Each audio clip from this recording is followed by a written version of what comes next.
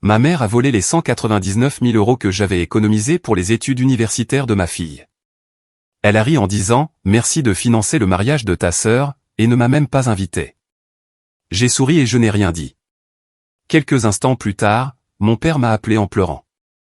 Je m'appelle Amélie, et je pensais avoir tout fait correctement. Pendant 18 ans, chaque heure supplémentaire, chaque vacances annulée, chaque paire de baskets usées jusqu'à la corde est allée au même endroit. Le fonds pour les études de ma fille, Chloé, 199 000 €. Ce chiffre était mon trophée personnel, la preuve que j'avais déjoué les pronostics en tant que mère célibataire. Puis un matin, j'ai ouvert mon application bancaire et j'ai senti le sol se dérober sous mes pieds. Mon compte épargne joint, celui que j'avais naïvement conservé avec ma mère pour plus de sécurité depuis mes 19 ans, affichait un solde de 0.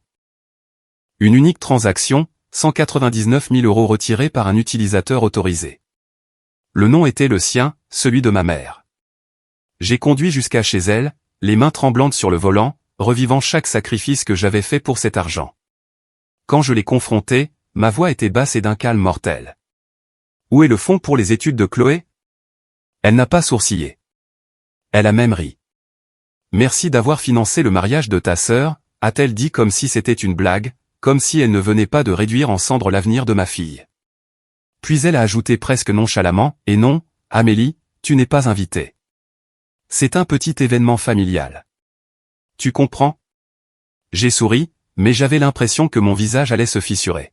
« Bien sûr », ai-je murmuré. « Je comprends parfaitement. » Quelques instants plus tard, alors que je retournais à ma voiture, mon téléphone a vibré. Le nom de mon père s'est allumé sur l'écran. Quand j'ai répondu, tout ce que j'ai entendu, c'est sa voix brisée à l'autre bout du fil. Il pleurait. Et c'est là que j'ai réalisé que ce n'était pas seulement une question d'argent. C'était une question de tout ce que ma famille cachait depuis des années. Restez jusqu'à la fin de cette histoire. Et n'oubliez pas de suivre et de vous abonner, car cette vengeance familiale est sur le point de révéler des secrets que ma mère n'aurait jamais cru voir la lumière du jour. J'étais assise dans ma voiture devant la maison de ma mère, fixant le volant pendant que mon père sanglotait au téléphone. Je ne l'avais jamais entendu comme ça avant. « Amélie, je ne savais pas qu'elle l'avait vraiment fait », a-t-il bafouillé. Elle m'a dit qu'elle réallouait certains fonds familiaux, mais je n'aurais jamais pensé qu'elle parlait de tes économies, ma chérie. J'ai serré le téléphone plus fort contre mon oreille. Ma mâchoire était si crispée que ça me faisait mal. Papa, c'était le fonds pour les études de ma fille. Chaque euro que j'ai mis sur ce compte était pour Chloé. Tu le savais. Il y eut une pause, seulement le son de sa respiration irrégulière. Ta mère a dit que le compte était toujours joint, a-t-il murmuré. Elle a dit que tu ne l'utilisais pas, que nous aiderions Bérangère à avoir le mariage de ses rêves et que nous nous arrangerions plus tard. Je pensais qu'elle voulait dire qu'elle le rembourserait d'une manière ou d'une autre. Ces mots se sont tordus dans ma poitrine comme un couteau. Ce n'était pas seulement une trahison. C'était prémédité. Papa, tu as donné ton accord pour ça ? Ai-je demandé doucement. Une autre pause. Je n'ai rien signé, a-t-il dit, sa voix plus faible que je ne l'avais jamais imaginé. C'est ta mère qui s'en est occupée. Comme toujours. J'aurais dû poser plus de questions. Je suis tellement désolé, Amélie. J'ai fermé les yeux et j'ai appuyé ma tête contre le siège. Ma mère avait ouvert ce compte avec moi quand j'avais 19 ans, juste après la naissance de Chloé. Je mets mon nom dessus aussi, avait-elle dit à l'époque. S'il t'arrive quelque chose, je pourrai protéger l'argent pour Chloé. J'étais jeune, épuisée et reconnaissante. Je n'aurais jamais pensé que la personne en qui j'avais confiance pour protéger l'argent serait celle qui le volerait. En grandissant, l'argent était la religion de ma mère. Elle avait grandi dans la pauvreté, nous rappelant toujours comment elle avait dû se battre pour chaque euro. Mais quelque part en chemin, sa peur de la pauvreté s'est transformée en une obsession du contrôle. Pour elle, l'argent n'était pas la sécurité. C'était le pouvoir. Elle décidait qui recevait de l'aide et qui restait dans le désespoir. J'avais vu ma mère renflouer ma sœur cadette Bérangère plus de fois que je ne pouvais les compter. Rembourser des cartes de crédit, aider avec le loyer, toujours avec la même excuse. Bérangère a juste besoin d'un petit coup de pouce. C'est la petite dernière. Moi ? J'avais droit à des leçons sur l'importance de voler de mes propres ailes. Et c'est ce que j'ai fait. Je travaillais de nuit à l'hôpital, le matin dans un petit café quand Chloé était petite.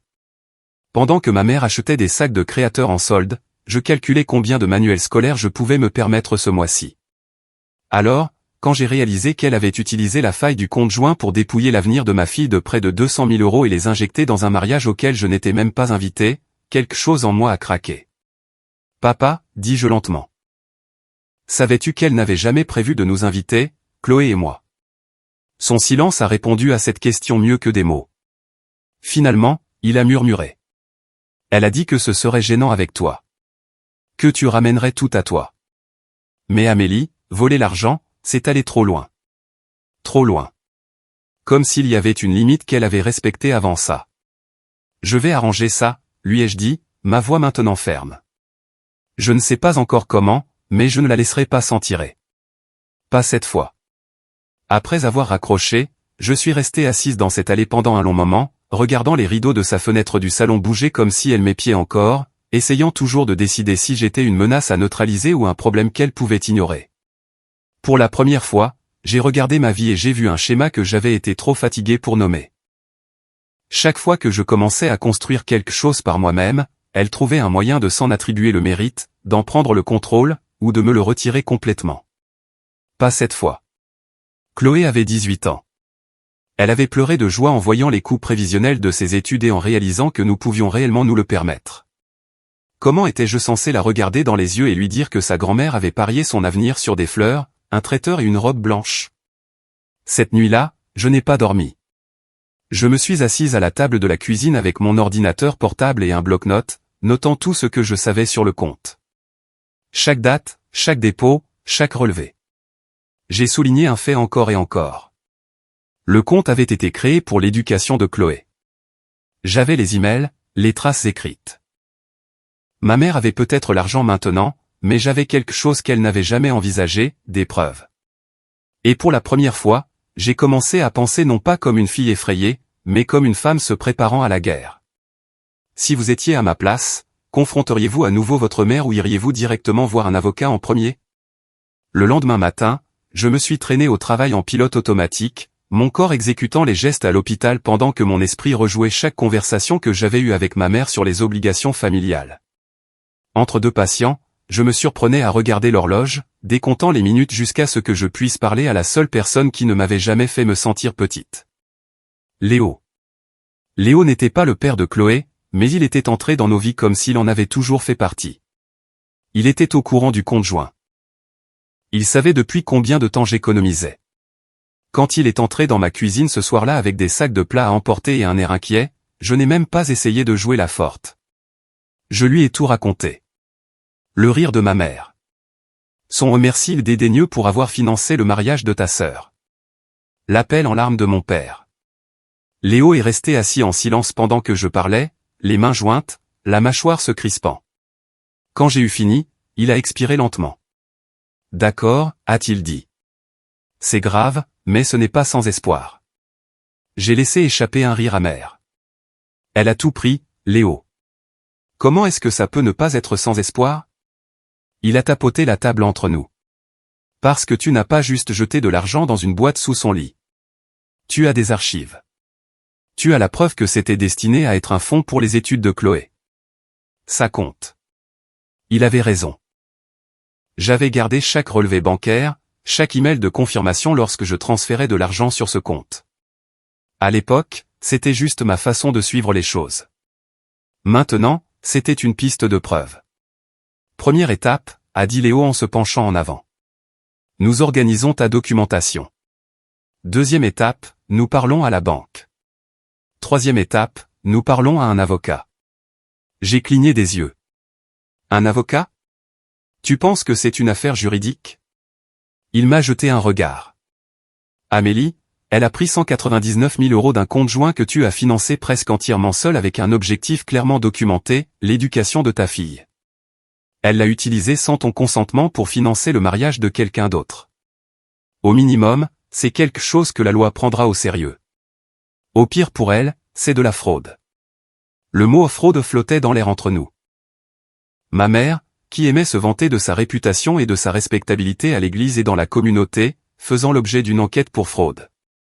Je ne pouvais nier la petite lueur vicieuse de satisfaction qui s'est allumée dans ma poitrine. Pourtant, une partie de moi hésitait. C'est ma mère, ai-je murmuré. Est-ce que je veux vraiment la traîner en justice? Le regard de Léo s'est adouci, mais sa voix est restée ferme. Elle a cessé d'être seulement ta mère quand elle a volé l'avenir de ta fille. Si tu ne fixes pas de limite maintenant, de quoi d'autre se sentira-t-elle le droit de s'emparer? Ce soir-là, nous avons étalé mes documents sur la table de la salle à manger. De vieux relevés datant de l'époque où Chloé était en couche. Des notes de mon écriture marquant des dépôts supplémentaires. Heures supplémentaires, primes de Noël, remboursement d'impôts. Chaque euro avait une histoire. Chaque histoire se terminait au même endroit.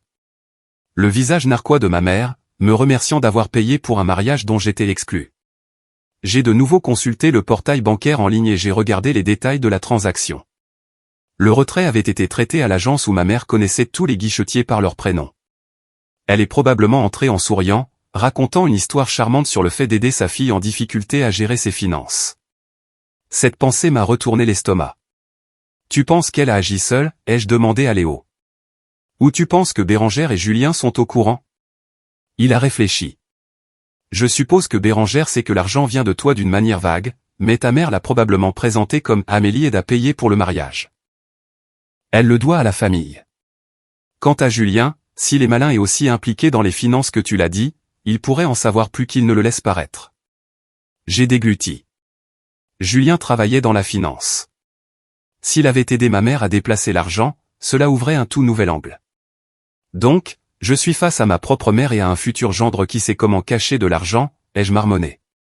Parfait. Ou, à contrer Léo, tu es face à deux personnes qui pensent que tu es trop douce pour te battre. C'est leur erreur. Avant de me coucher, j'ai envoyé un SMS à mon père. Papa, j'ai besoin que tu me dises tout ce que maman a dit à propos de ce compte. Les dates, les phrases, n'importe quoi. C'est sérieux. Il a répondu par une seule phrase. Quoi que tu décides, je te soutiendrai cette fois. Cette fois? L'implication m'a piqué. Toutes les fois où il ne m'avait pas soutenu. Toutes les fois où il avait choisi le silence parce que c'était plus facile que de confronter la femme avec qui il vivait. Mais je me suis accroché à cette petite promesse. J'avais besoin d'alliés, même imparfaits. Alors que j'étais allongé dans mon lit à côté d'une Chloé endormie, regardant son visage paisible, une nouvelle sorte de colère s'est installée dans mes os. Pas la rage folle et frénétique d'avant, mais quelque chose de plus aigu, de plus froid, de calculé. Ma mère pensait qu'elle avait gagné.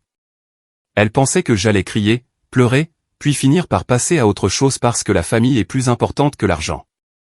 Elle n'avait aucune idée que cette fois, j'allais m'assurer que ses actions aient des conséquences dont elle ne pourrait pas se sortir par son charme.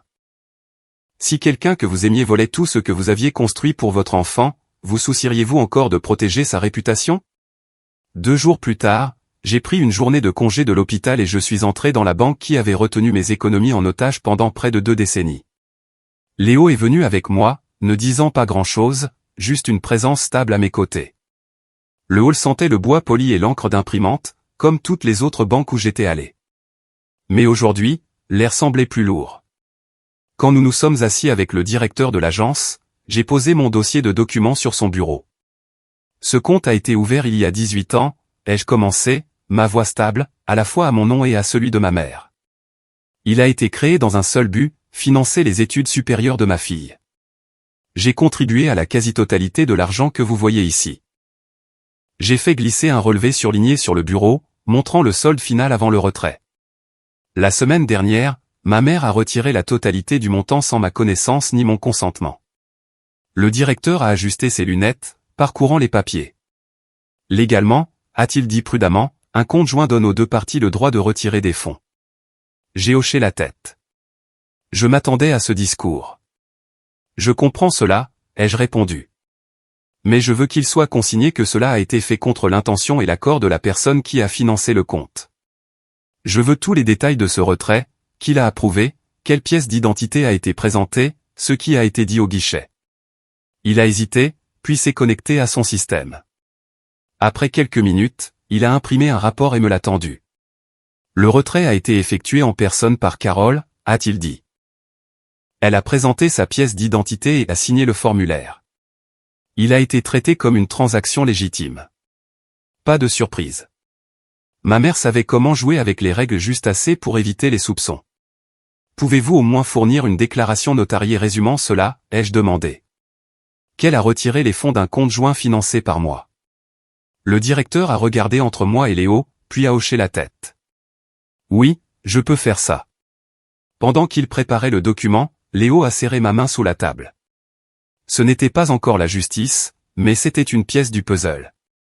Cet après-midi-là, nous avons rencontré une avocate recommandée par l'un des collègues de Léo. Elle s'appelait Sandra et avait le regard calme et perçant de quelqu'un qui avait vu toutes sortes de désastres familiaux. Après avoir écouté mon histoire et parcouru mes preuves, elle s'est penchée en arrière dans son fauteuil. Légalement, votre mère avait le droit d'accéder au fonds, a-t-elle dit. Mon cœur s'est serré. Puis elle a continué, mais cela ne signifie pas qu'elle est à l'abri des conséquences. La clé ici est l'intention et la documentation. Vous avez des emails où vous vous référez explicitement à ce compte comme le fonds d'études de votre fille. Vous avez la preuve que vous êtes le principal contributeur. Si nous pouvons démontrer que votre mère a déformé la raison pour laquelle elle a accédé aux fonds ou les a utilisés d'une manière qui constitue un enrichissement sans cause, vous pourriez avoir une solide affaire civile. Civile, pas pénale, ai-je demandé. Elle a tapoté son stylo d'un air pensif. À ce stade, cela semble plus civil. Demander une restitution, potentiellement des dommages et intérêts. Cependant, s'il y a des preuves qu'elle a menti au personnel de la banque, falsifié quoi que ce soit, ou comploté avec quelqu'un, disons le fiancé de votre sœur, pour dissimuler la source des fonds, cela pourrait basculer sur le terrain pénal. Ce serait à la police d'en décider. L'idée de ma mère faisant face à des accusations criminelles m'a laissé un goût amer dans la bouche. Je ne savais pas si je la voulais me noter. Je voulais juste récupérer l'avenir de Chloé. Et le mariage ? Ai-je demandé. C'est dans quelques semaines. Elle a utilisé l'argent pour le payer. Les yeux de Sandra se sont aiguisés. Bien. Cela nous donne un levier. Si nous pouvons prouver que les prestataires du mariage ont été payés avec ces fonds, nous établissons un lien direct entre vos économies et leur événement. Les juges n'aiment pas voir quelqu'un flamber de l'argent qui n'est pas le sien dans des produits de luxe. Sur le chemin du retour, Léo et moi étions assis dans un silence pensif. Finalement, il a dit, tu sais, si Julien est impliqué dans le suivi des finances pour le mariage, nous n'aurons peut-être pas besoin de deviner. Nous pourrions peut-être obtenir des factures, des virements, même des emails le liant, lui et ta mère, dans cette affaire. Comment, ai-je demandé. Il ne les donnera jamais comme ça. Léo a haussé les épaules. Peut-être pas volontairement, mais les gens parlent. Les prestataires parlent. Et ton père ? Il en sait peut-être plus qu'il ne le pense. Ce soir-là, j'ai de nouveau appelé mon père. Cette fois, j'ai posé des questions précises. Quand ma mère avait-elle commencé à parler d'aider pour le mariage ? Avait-elle mentionné des montants ? Avait-elle déjà dit d'où venait l'argent en termes exacts ? Il a hésité plus d'une fois, clairement partagé entre la loyauté et la culpabilité. Elle a dit que tu n'utilisais pas vraiment le compte, a-t-il finalement admis. Elle a dit, tu étais trop pragmatique pour refuser d'aider ta sœur. Elle n'arrêtait pas de dire, Amélie trouvera quand même une solution pour Chloé. Elle trouve toujours. Ma poitrine me brûlait. Ma mère avait transformé ma fiabilité en une arme contre moi. Elle comptait sur le fait que je serais la personne responsable, celle qui trouverait une solution quel que soit le chaos qu'elle déclenchait. Après avoir raccroché, je suis allé dans la chambre de Chloé. Elle était assise à son bureau, parcourant des sites web d'université. Je me suis appuyé contre l'encadrement de la porte, soudainement incertaine de comment lui dire. « Salut, ma chérie », ai-je dit doucement. « On peut parler ?» Elle s'est retournée, les yeux brillants. « Tu as reçu les estimations d'aide financière pour l'université publique ? » Je regardais justement les options de logement en résidence. C'est minuscule, mais plutôt mignon. Les mots se sont coincés dans ma gorge. Je me suis assise sur le bord de son lit. Chloé, il est arrivé quelque chose avec ton fonds pour les études. Je lui ai dit la vérité, chaque détail sordide.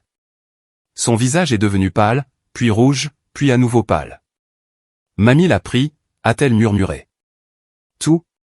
J'ai hoché la tête, sentant mes propres yeux me piquer. Je me bats pour le récupérer. J'ai parlé à la banque, à une avocate, à ton grand-père. Je n'abandonne pas. Mais je ne voulais pas que tu rêves de campus et de résidence sans savoir à quoi nous sommes confrontés. Des larmes ont coulé sur ses joues, mais elle n'a pas crié. Elle n'a rien jeté. Elle a juste dit d'une petite voix tremblante, je savais qu'elle préférait Tati Bérangère. Je ne pensais juste pas qu'elle vendrait mon avenir pour une fête. Cette phrase a brisé quelque chose en moi que ma mère ne pourrait jamais réparer. Cette nuit-là, Chloé s'est endormie avec son ordinateur portable toujours ouvert sur une photo du campus dont elle avait toujours rêvé. Je l'ai fermé doucement et je suis retourné à la table où mes documents étaient étalés. Ma mère avait fait un choix. Maintenant, j'allais faire le mien. Si vous étiez Chloé, feriez-vous à nouveau confiance à votre grand-mère après quelque chose comme ça? Les semaines précédant le mariage de Bérangère ressemblaient à une vie dans une cocotte minute. Partout où je me tournais, sur les réseaux sociaux, dans les conversations de groupe de la famille élargie, même dans des conversations anodines à l'épicerie, quelqu'un parlait du grand jour. Des photos d'arrangements floraux, des aperçus du lieu de réception et des essayages de robes flottaient sur mes fils d'actualité comme des confettis. J'ai bloqué les conversations de groupe, mis en sourdine la moitié de mes contacts, mais le mariage s'infiltrait toujours dans ma vie comme de la fumée sous une porte. Ma mère ne m'a pas contacté. Ni Bérangère. Le silence de leur côté était presque plus assourdissant que les ragots que j'entendais de tout le monde. Mon père, cependant, appelait plus souvent. Parfois juste pour prendre des nouvelles de Chloé, parfois pour demander maladroitement comment ça se passait avec cette avocate. La culpabilité dans sa voix était constante. Un soir, il a laissé échapper quelque chose qui m'a glacé le sang. Ta mère se vantait auprès d'un des membres de la famille, a-t-il dit doucement. Elle a dit quelque chose comme, au moins, le mariage est entièrement payé. Mes filles ne sont peut-être pas toujours reconnaissantes, mais elles me remercieront un jour. J'ai serré le téléphone plus fort. A-t-elle dit comment il était payé? Il a soupiré. Elle a dit, les économies d'Amélie ne faisaient que dormir là. Mieux vaut les utiliser pour quelque chose de beau que de les laisser prendre la poussière. Elle l'a dit comme si elle te rendait service. Quelque chose de beau. Mes dents ont grincé. L'éducation de ma fille réduite à des centres de table et à un digi. Avec les conseils de Sandra, nous nous sommes concentrés sur l'établissement d'une chaîne claire entre l'argent volé et le mariage. Léo m'a aidé à compiler un tableur suivant chaque paiement important que ma mère avait effectué dans les mois précédant le retrait. Le schéma était évident, de gros virements aux prestataires, souvent quelques jours seulement après des dépôts de mes fiches de paie. Quand Sandra a vu le tableur, ses sourcils se sont haussés. Les juges adorent les schémas, a-t-elle dit. Et ils adorent vraiment les chronologies claires. C'est bien. Nous avons aussi commencé à contacter discrètement les prestataires. Je me suis fait passer pour un membre de la famille aidant à coordonner les finances et j'ai demandé des duplicata de factures pour mes archives. Vous seriez surpris de la rapidité avec laquelle les gens vous envoient des informations sensibles par email si vous avez l'air juste assez stressé et poli. Un fleuriste a même transféré un fil de discussion entre ma mère et Bérangère où ma mère écrivait « Ne t'inquiète pas pour le coup, ma chérie. La cagnotte de ta sœur pour ses études sert enfin à quelque chose d'amusant. » Cet email est devenu la pièce à conviction numéro 1. Pendant ce temps, Chloé devenait plus silencieuse. Elle maintenait ses bonnes notes, allait toujours à l'école, gardait son travail à temps partiel, mais elle évitait toute conversation impliquant l'avenir. Un soir, je l'ai trouvée en train de supprimer des newsletters d'université de sa boîte de réception sans les lire. Et, ai-je dit doucement. Pourquoi tu fais ça? Elle a haussé les épaules, sans me regarder. À quoi bon, maman? On ne peut pas se le permettre. J'irai juste dans une université de proximité et je verrai plus tard. Mon cœur s'est tordu. Chloé, on se bat. Et même si le pire arrive et qu'on ne récupère pas chaque euro, tu n'abandonneras pas tes rêves parce que ta grand-mère a fait un choix égoïste. Elle a levé les yeux vers moi, les yeux rouges. Mais si on perd, a-t-elle murmuré. Et si elle s'en sort et que c'est moi qui paie? Je n'avais pas de réponse facile. Alors je lui ai dit la seule vérité que je pouvais offrir. Si on perd, tu m'auras toujours. Tu auras toujours Léo. Tu auras toujours ta propre force. On trouvera un autre moyen. Mais si on ne se bat pas du tout, elle s'en sortira à coup sûr. Et je refuse de t'apprendre qu'il est normal que les gens te volent simplement parce qu'ils partagent ton nom de famille. À peu près à cette époque, le bruit a commencé à courir dans la famille que Amélie fait des histoires pour de l'argent. Une tante m'a envoyé un texto, c'est vrai que tu essaies de poursuivre ta propre mère en justice, avec un emoji choqué. J'ai répondu, c'est vrai. Elle a vidé le fonds d'études de ma fille pour un mariage. J'essaie de réparer ça. Elle n'a pas répondu, mais un cousin l'a fait. Bien, a-t-il écrit. Il fallait que quelqu'un lui tienne tête il y a des années. L'invitation au mariage n'est jamais arrivée pour moi ou Chloé. Officiellement, nous étions des fantômes. Non invités. Effacés. Mais je n'avais aucune intention de rester à l'écart. Non pas parce que je voulais gâcher une fête, mais parce que c'était le seul endroit où toutes les personnes impliquées seraient dans la même pièce. Ma mère, ma sœur, Julien, la famille élargie, toutes les personnes qui avaient tranquillement profité de mon silence pendant des années. Je n'ai pas parlé de mon plan à beaucoup de gens, seulement à Léo, Sandra, et finalement à mon père. Quand je lui ai dit que j'allais confronter maman au mariage avec des preuves, sa première réaction a été la panique. « Amélie, tu vas faire une scène », a-t-il dit. « Ça va humilier tout le monde. » Elle m'a déjà humilié, ai-je répondu calmement. Elle a humilié Chloé. La différence, c'est que quand je parlerai, je dirai la vérité. Il est resté silencieux pendant un long moment. Puis il a demandé d'une voix fatiguée, « De quoi as-tu besoin de ma part ?»« La vérité, ai-je dit. Et quand le moment viendra, j'ai besoin que tu ne te mettes pas entre nous.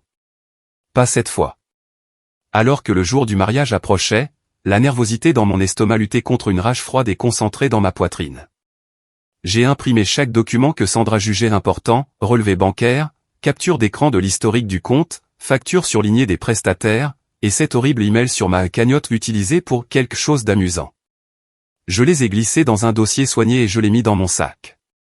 Le matin du mariage, alors que je fermais la fermeture éclair d'une robe simple, rien de tape à accent grave-l'œil, rien qui ne puisse être interprété comme de la jalousie, je me suis regardé dans le miroir et j'ai réalisé quelque chose.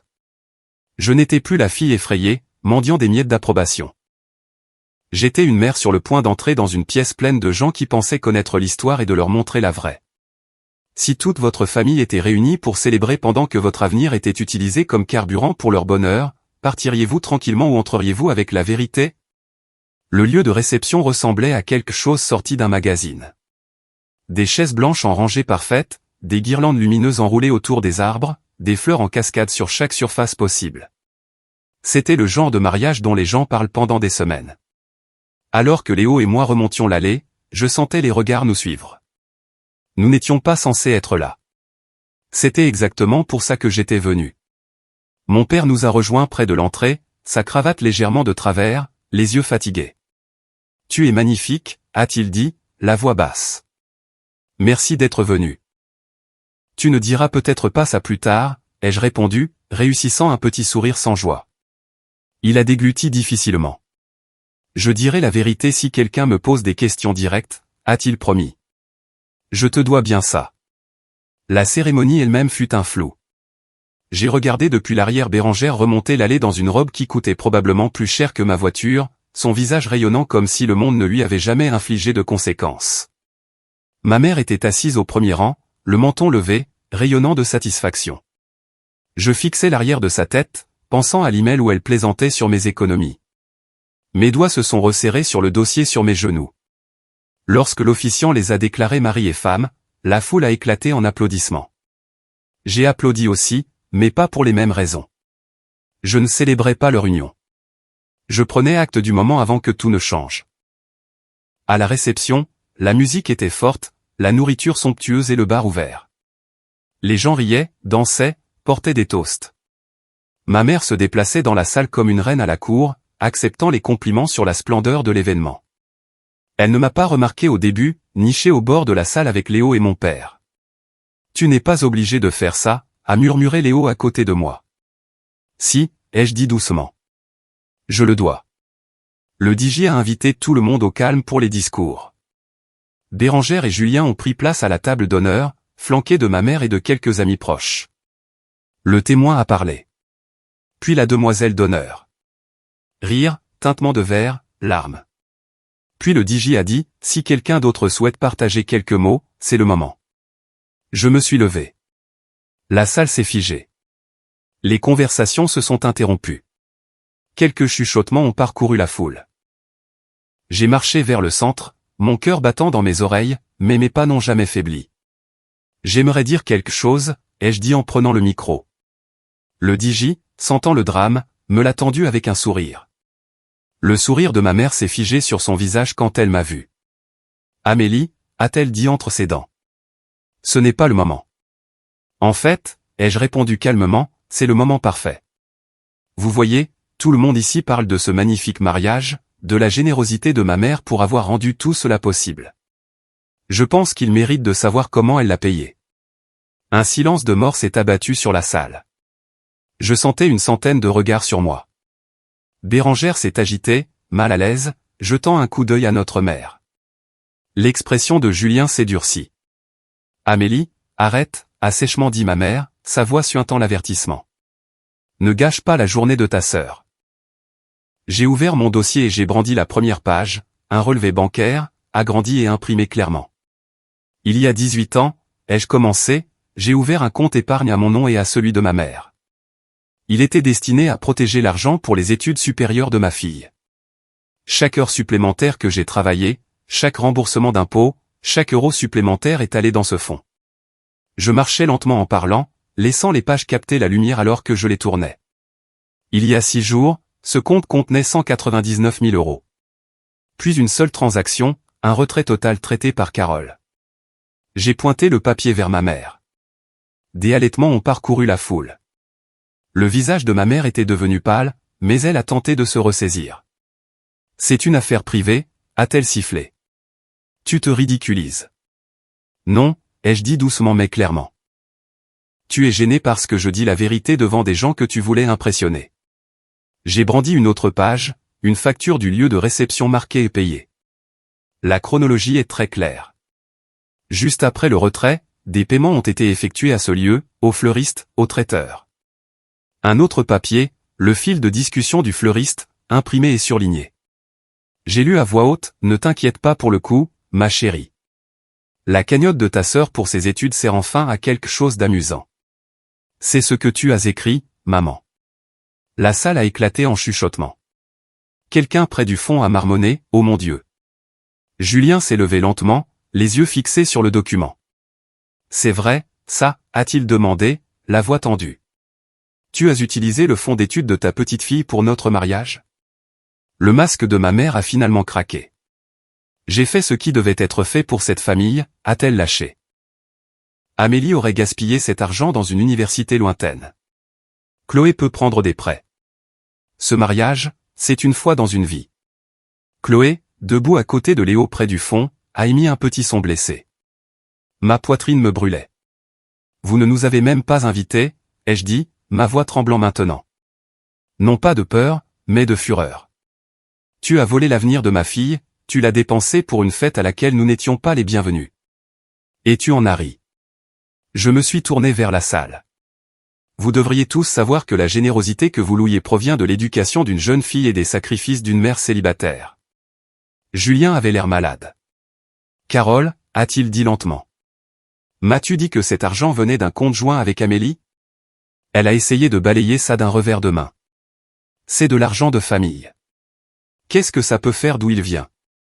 Sa mâchoire s'est crispée. Ça change tout si c'est de l'argent volé. Ce mot, volé, est resté en suspens dans l'air comme un verdict.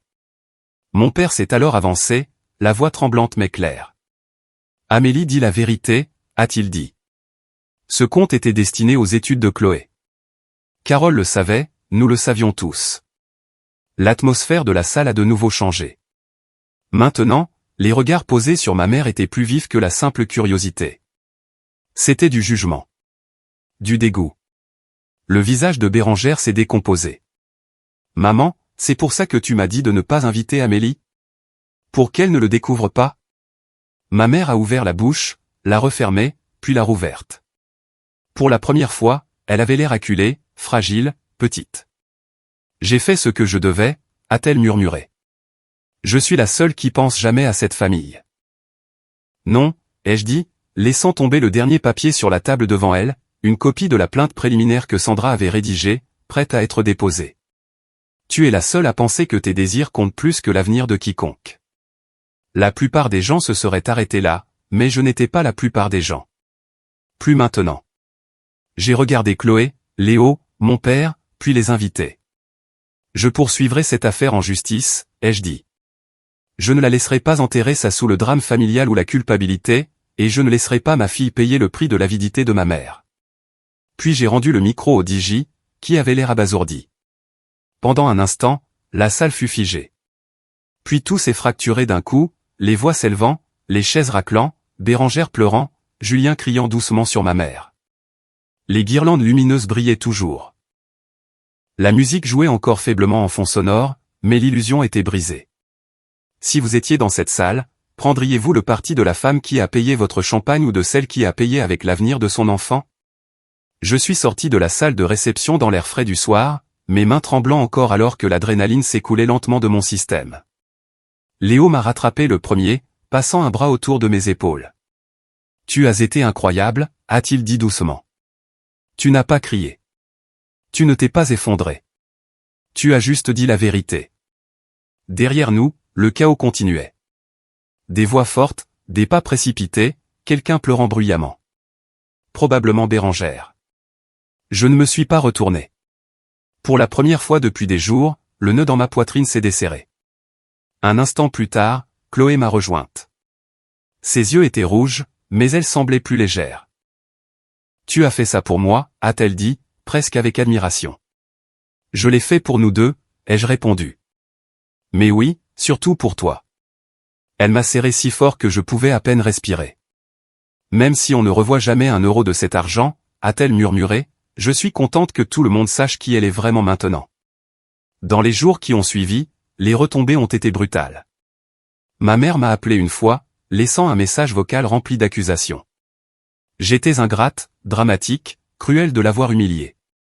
Elle a insisté sur le fait qu'elle n'avait jamais essayé que d'aider et que la famille ne devrait pas se traîner mutuellement devant les tribunaux. J'ai sauvegardé le message vocal. Sandra a souri en l'entendant. Cela rend son état d'esprit très clair, a-t-elle dit. Elle pense toujours qu'elle a droit à vos sacrifices. Les juges n'aiment pas ce sentiment de droit lorsqu'il nuit aux enfants. Julien, en revanche, a appelé pour s'excuser. Je ne savais pas, a-t-il dit sincèrement. Elle m'a dit qu'elle économisait depuis des années pour ses deux filles, et que tu avais accepté que l'argent aille au mariage. Je n'aurais jamais accepté si j'avais su la vérité. Je l'ai cru, principalement parce qu'il avait passé la réception à avoir l'air de vouloir se cacher sous la table. Qu'est-ce qui se passe maintenant? Ai-je demandé. Le mariage a eu lieu. L'argent a disparu. Pas tout, a-t-il dit, me surprenant. Certains prestataires n'ont pas encore été entièrement payés. Et si votre affaire aboutit, eh bien, Carole pourrait ne pas être la seule à faire face à des questions sur de fausses déclarations financières. Voilà encore cette allusion que cela pourrait déborder sur le terrain pénal. Quelques semaines plus tard, la plainte a été déposée officiellement. Amélie contre Carole, demandant la restitution des 199 000 € plus des dommages et intérêts pour détresse émotionnelle et enrichissement sans cause. La conversation de groupe familial a explosé lorsque la notification a atteint la boîte aux lettres de ma mère. La moitié des parents a immédiatement pris son parti, reprenant ses arguments sur le linge sale en public et le manque de respect. L'autre moitié est restée silencieuse publiquement, même a envoyé des messages privés. Elle a pris mon fonds d'études aussi à l'époque, juste pas autant, a avoué un cousin. Un autre a écrit, elle a toujours eu des favoris.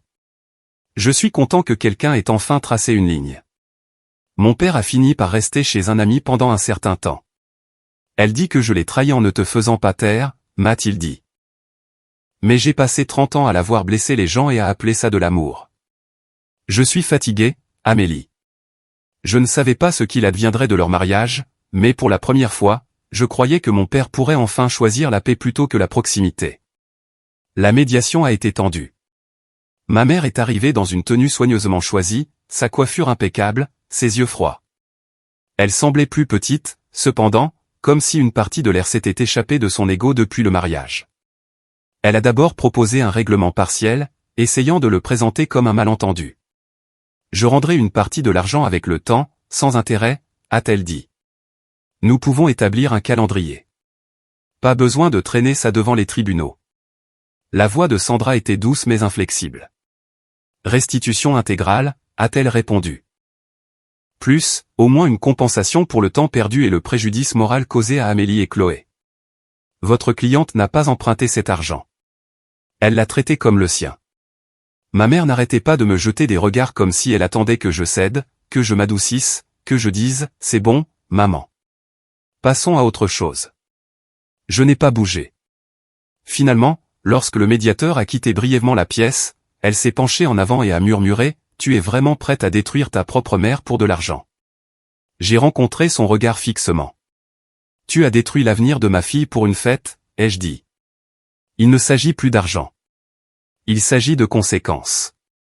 En fin de compte, face à la solidité de notre documentation et à la menace imminente d'un juge qui serait beaucoup moins patient avec elle qu'un médiateur, elle a cédé. L'accord l'obligeait à liquider certains actifs, à contracter un prêt et à réduire considérablement son train de vie. La maison dont elle s'était autrefois vantée à chaque réunion de famille a été mise en vente. Les sacs de créateurs ont disparu. Elle a pleuré publiquement sur sa fille ingrate qui la forçait à la ruine financière, mais en privé, elle a payé. Chaque paiement a été viré sur un compte dédié à mon nom seul, avec Chloé comme unique bénéficiaire à ses 21 ans. Cette fois, il n'y avait pas de signature conjointe, pas de faille, pas de place pour les malentendus. La première fois que je me suis connecté au nouveau compte et que j'ai vu le solde remonter, j'ai ressenti quelque chose que je ne m'étais pas autorisé depuis des semaines. L'espoir. Il faudrait du temps, des intérêts et une planification minutieuse. Mais il y avait une chance réelle que Chloé puisse encore aller à l'école de ses rêves. Quand je lui ai dit que l'affaire était réglée, elle m'a regardé longuement. Alors, elle a dû vendre sa maison, celle dont elle se vantait toujours. J'ai hoché la tête. Les actions ont des conséquences, ai-je dit. Même pour les grands-mères. Chloé est restée silencieuse, puis a dit doucement. Je n'ai pas pitié d'elle. C'est mal? J'ai secoué la tête. Non, c'est honnête. Des mois plus tard, debout sur le futur campus de Chloé pour une journée d'orientation, je l'ai regardée tourner lentement sur elle-même, admirant les bâtiments, l'énergie, le bourdonnement des possibilités dans l'air. On le fait vraiment, a-t-elle soufflé. Après tout ça, je suis vraiment là. J'ai serré sa main. Tu y es, ai-je dit. Parce que tu l'as mérité. Et parce que cette fois, nous n'avons pas laissé quelqu'un d'autre décider de ce que tu valais. Quant à ma relation avec ma mère, elle ne s'est jamais vraiment rétablie. Nous avons limité les contacts. Des messages polis pour les fêtes. Des nouvelles occasionnelles transmises par mon père. Elle raconte encore à qui veut l'entendre que je l'ai traînée en justice pour un malentendu. Mais les gens qui comptent connaissent la vérité. Et plus important encore, je la connais aussi. J'avais l'habitude de penser qu'être une bonne fille signifiait absorber le mal et appeler ça de l'amour, pardonner sans limite, se sacrifier jusqu'à ce qu'il ne reste plus rien. Maintenant, je sais mieux. Être une bonne mère signifiait tenir tête à ma propre mère pour protéger mon enfant. Même quand c'était compliqué, même quand ça faisait mal, même quand les gens jugeaient, surtout à ce moment-là. Si votre parent vous montrait encore et encore que son confort compte plus que votre avenir, continueriez-vous à pardonner? Ou lui apprendriez-vous enfin ce que sont les conséquences?